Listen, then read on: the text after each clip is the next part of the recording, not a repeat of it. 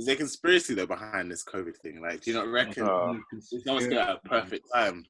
I'm just saying, conspiracy. You never know, because I'm seeing 5G. I'm seeing this and that. I'm not advocating for any of them. It's tough, man. It's tough because I'm not gonna write it off. I can't lie. Like, even though I don't necessarily agree with it, I can't write it off because I do think that there is. I don't get a 100% at ease feeling with what's going on. I can't lie, but I don't know what the conspiracies are and stuff. I don't know. The thing is, every single conspiracy theory has massive holes to it, and it's just, unfortunately, especially the 5G thing, that's a perfect example of anti-intellectualism and a byproduct of that. When you don't trust professionals in that field, you're trusting a random person for facts. That's what I find really sad from that. When you're trusting. Elaborate on that. What do you mean? In a sense that you have, if you have someone who is a professional in your field, right?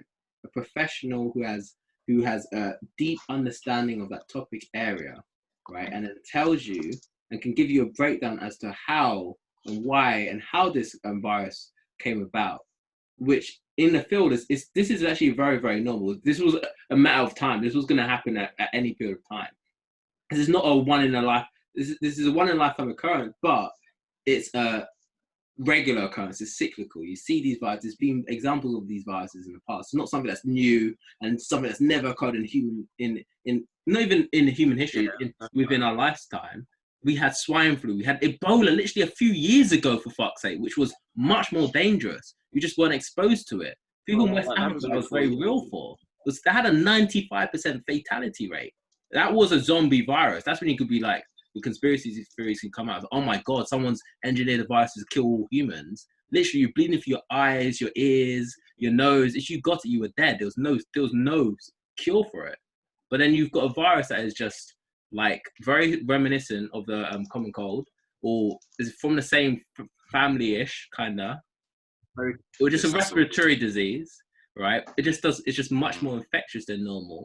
But then now, because it's affecting your livelihood, it has to be a conspiracy theory, right? And that's just one example. There's many examples. I can go into the science behind why it's so silly. But I just find it so sad that just because it affects your life now, the Western way of society, that's when it's a conspiracy theory. But when it started to kill poor people, when it kills, people from the other side of the world, oh no, that's just something that's normal. They're uncleanly. Oh yeah, that's when the science makes sense, right? Yeah. That's why I see the hypocrisy in that, and that's why I find really fucking sad out of all of that. That it's as even going back to the book per se, when it affects the bourgeois, oh my God, you start to see the reality of things. Oh my God, but that's when conspiracy theories can be the possibility of it. When at the end of the book, when they say, was he even an inspector? Was he even this? Oh no, we didn't even commit anything.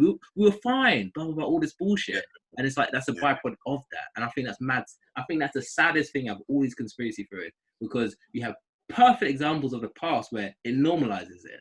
You have so many occurrences of similar situations, but because it doesn't affect you, it doesn't affect the way in which you're living. It's not a conspiracy theory, and it's not a problem. Yeah. That's fucked. That is actually fucked. Out of everything, that is the most fucked up thing out of all of this. And that's what I'm just gonna leave on that, man. Because that's what annoys me the most.